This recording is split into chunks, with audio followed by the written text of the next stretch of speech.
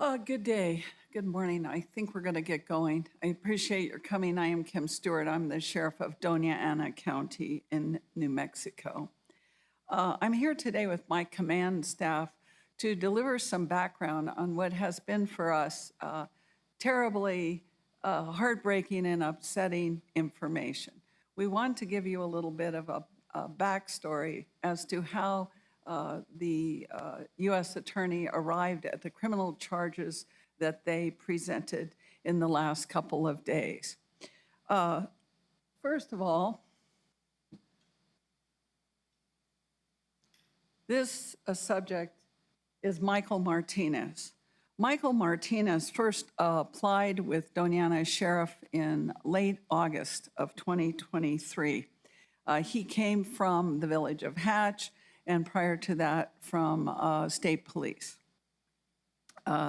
We hired him on November, I think the 14th, yes, November 14th, 2023 as what we would call a lateral entry hire. He had experience elsewhere, but he did go through training with us. He did begin a 3-phased FTO program, Field Training Officer program, in late November, right after he was hired.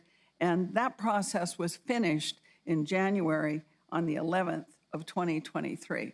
I bring that up because during that phase, he was with another officer all the time. He did not patrol alone. So during that period of time, he had oversight, direct oversight. On April 30th, by April 30th, he was no longer in that phased program of field training officer, and he made an arrest of who is referred to in the criminal complaint as Jane Doe.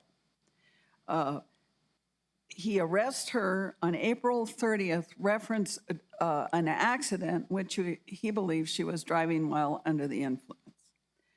On May 2nd, he is off duty that day, and he calls in to report that his unit was burglarized. He tells then Sergeant Dave Lucero, who's now a lieutenant, he tells him that he locked his car, there was no sign of forced entry. The only thing wrong, or the only things missing, number one was his body cam, which he claimed to have left in the vehicle, and his car camera was damaged. It wasn't removed, but it was severely damaged.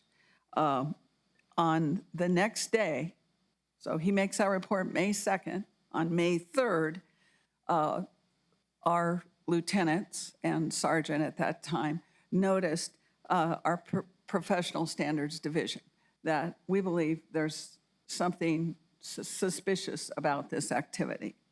On May 11th, after some talk with the manufacturer as to the car camera, they're called WatchGuard, they told us that they could possibly retrieve the film from that damaged camera from the car. And so we immediately sent that, and it was a few days later, we managed to send it in very early June to WatchGuard. So from early June to August 29th, that camera was with WatchGuard, and they worked to restore the footage. We received it late on August 29th. On August 30th, I was called over to Professional Standards Division to view the video. At that point, it was all we needed to begin the process to terminate this individual. He was on probation, and pursuant to county policy, there is a 1-year probationary period at which people can be terminated essentially without cause. Within just under 24 hours, he was terminated without cause. Let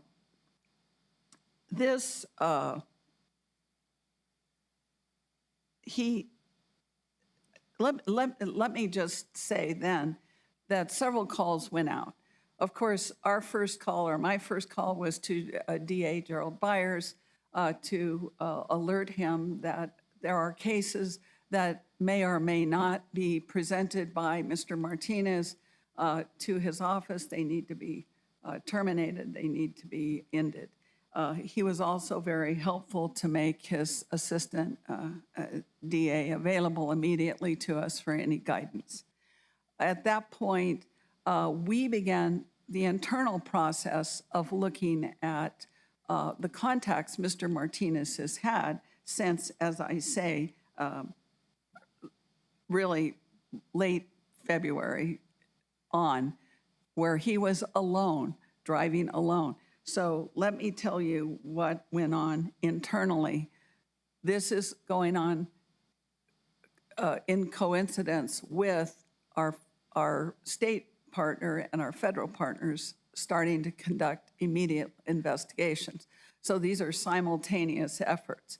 Internally, our PSD staff of sergeants and lieutenant reviewed approximately 300 hours of body cam footage that was stored in our system from Mr. Martinez's previous body camera contacts. We reviewed, or they did, 88 reports, 29 arrests, 250 incidents of reports.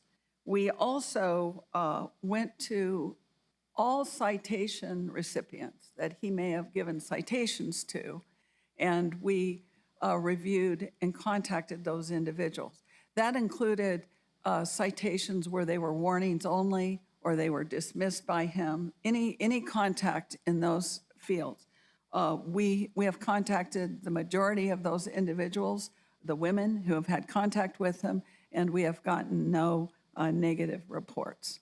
So we're fairly confident that if there are additional victims from Mr. Martinez's activities, they haven't yet come forward.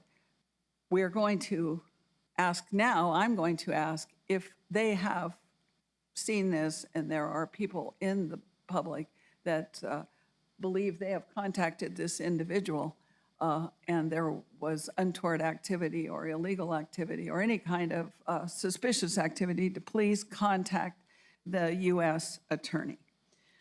They are the ones ultimately who took this investigation. And I do want to credit DA Byers with having called in to the U.S. Attorney Civil Rights Division to present this as an option to state charges. I don't know whether state charges will be pursued through state police or not, or the other agency that's looking into these. But once the federal courts are going to review this, this is going to go through the process to the very end. So I do want to thank our federal, the FBI, the local partners at the FBI, as well as the U.S. Attorney's Office in Albuquerque for being so incredibly responsive quickly.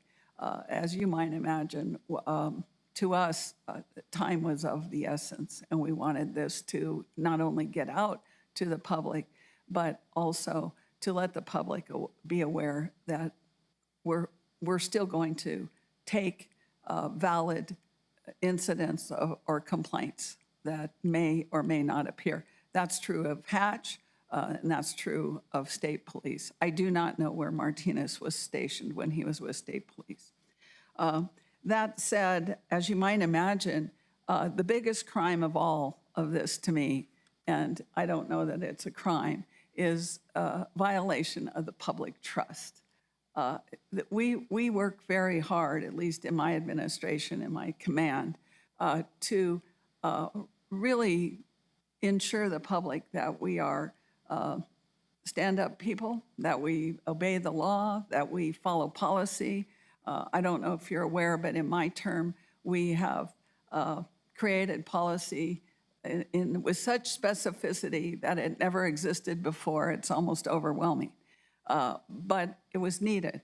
So had this happened 4 or 5 years ago, I'll be honest, I'm not sure that it would have come to light as quickly and as easily as it has now. But we've created a culture where we do believe in duty to report. We do believe that violation of civil rights is paramount to maintaining public trust. And before we'll answer some questions, but anything beyond that in terms of the criminal complaint, you do have to go to the U.S. Attorney or the FBI's PIO because we don't have the specifics as to those charges. I did note that in their criminal complaint, which I believe is available to the public, it's quite well documented. So there's quite a few points that are further elaborated on. In closing, I want to say to Jane Doe personally, as a woman, the mother of 2 daughters, I'm very sorry. I'm very sorry. So with that, if there are questions anywhere from the public, this is live streamed, we'll take them. Otherwise, we'll call it a day. Anything?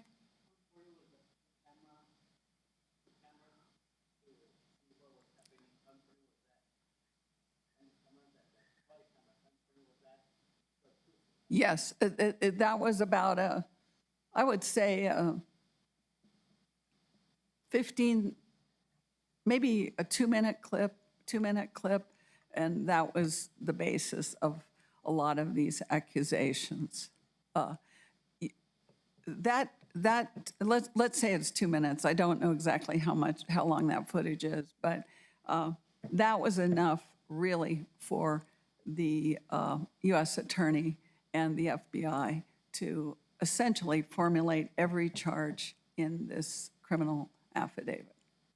There was more investigation that went on. There was some interviewing with the victim, Jane Doe, but beyond that, it was pretty clear cut.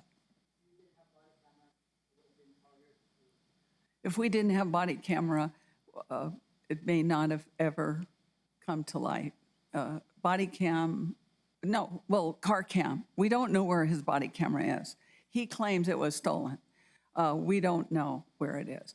But that car camera, and by the way, I want to say this agency has had it for many years, I think since the early 2000s, so it's been a very valuable tool, and it's a very good quality film. So it's trained not only off the front sides of the vehicle, but on the internal back seat where prisoners or people being transported sit. So it was clear. The body cam, sir, we've never found it. At least that I'm aware of. I don't know. The FBI didn't advise me.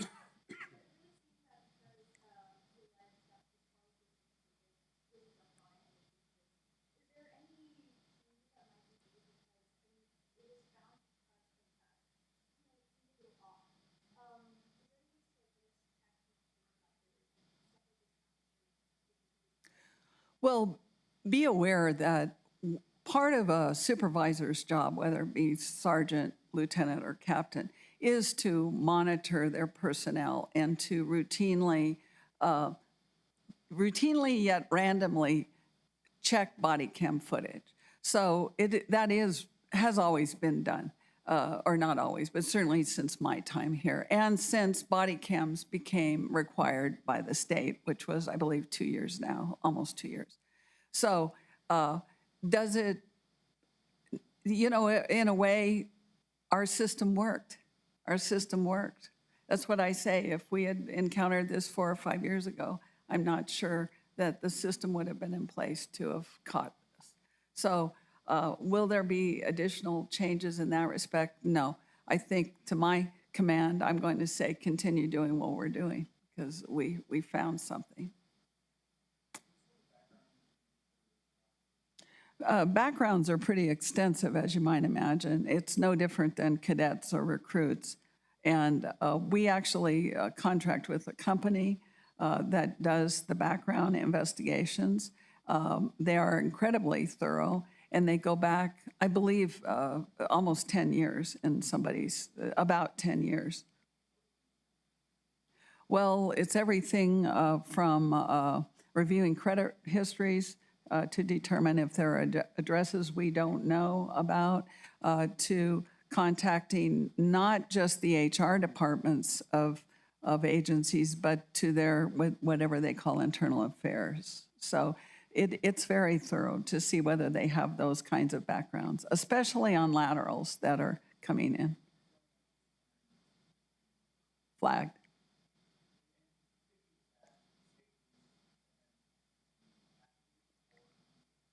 Correct. I do not know, sir. Yeah, he came in late November. He was hired November 14th or mid-November. And by the way, it's not lateraling over. They are new hires. In other words, they're not just sliding into existing positions. They come to us. We just call them lateral, but they are fully vetted, just like our cadets would be. In fact, there's really no difference other than we're checking. We also check with the Law Enforcement Academy Board, who, of course, takes complaints from other agencies. So it's a very thorough situation.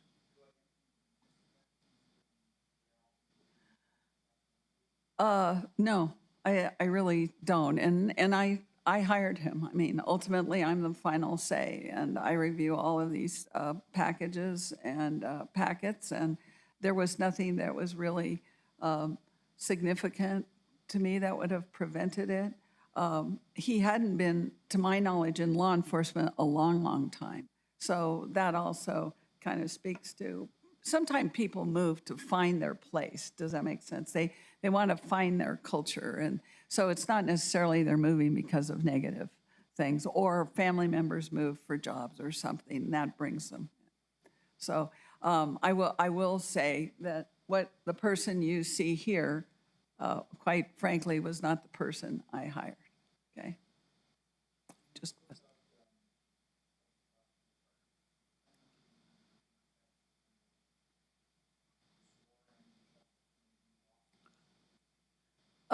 You know, I've actually lived through this years ago in California, and I will tell you that it wasn't in my department, it wasn't where I worked, but it was a neighboring department, and it had a real ripple effect for several weeks, if not months thereafter, when word reaches out to other law enforcement agencies. Unfortunately, this affects us all. This isn't just a one-off, right? So I will say, in my experience, there is not a lot specifically we can do other than continue to do a good job, continue to meet the law, to meet the requirements of the law, and to adhere to our policy. Sometimes restoring public trust is an hour-by-hour scenario. It's a minute-by-minute.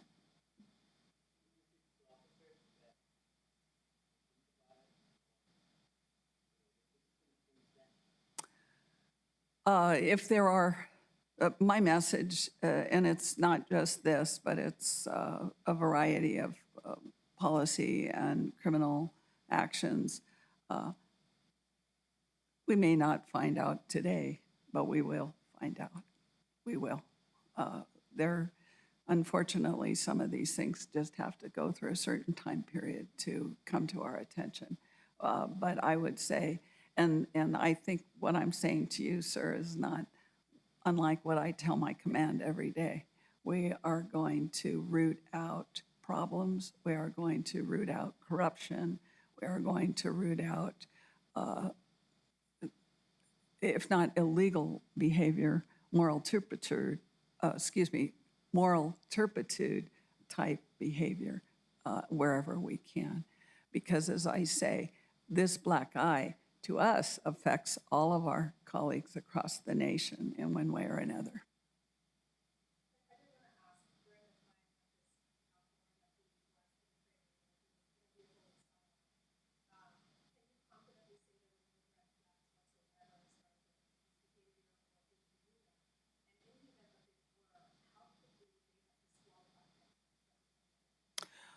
A great question. First of all, I mentioned it's 3 phases, so basically it was with at least 3 others. We move them from one officer or training officer to another for those reasons.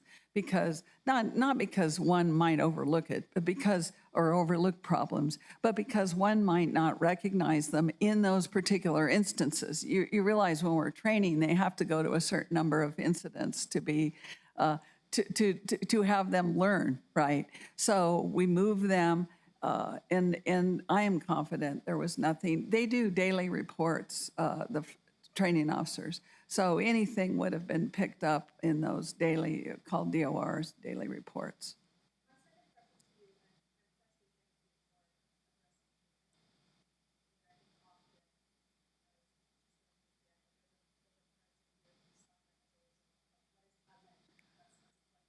Yes.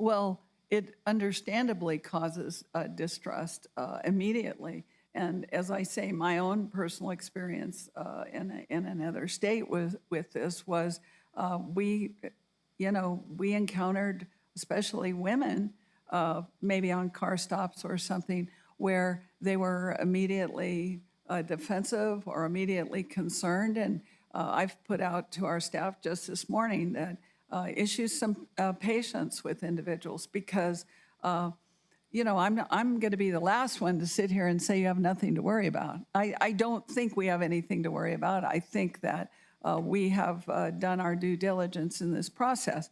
But I would advise people to trust their gut, adhere to our directions when we have to give them, but also be aware that things do happen. Well, I think I will tell you that until really this complaint came out, this was not widely known. In fact, it was hardly known because we didn't want to hurt more prosecution. So some of our staff is just learning this in the last, this morning or in the last few days since Wednesday. So I will say I have no idea, but I do want to point out that sometimes these things tend to unite us in ways that is kind of hard to imagine. That we're proud of our profession, and I stand with the people not only here but my 200 employees that we do a great job every day, and we should be proud that we rooted this out. We should be proud. No department is going to be untouched by something, but we should be very proud that we stood together to bring this about. So in an odd way, I think the light at the end of that tunnel may be a little improved morale in an odd way, not for reasons you might expect. Anything else? Do you have anything coming in? Very good. Thank you for your time today. I really appreciate your coming when we call.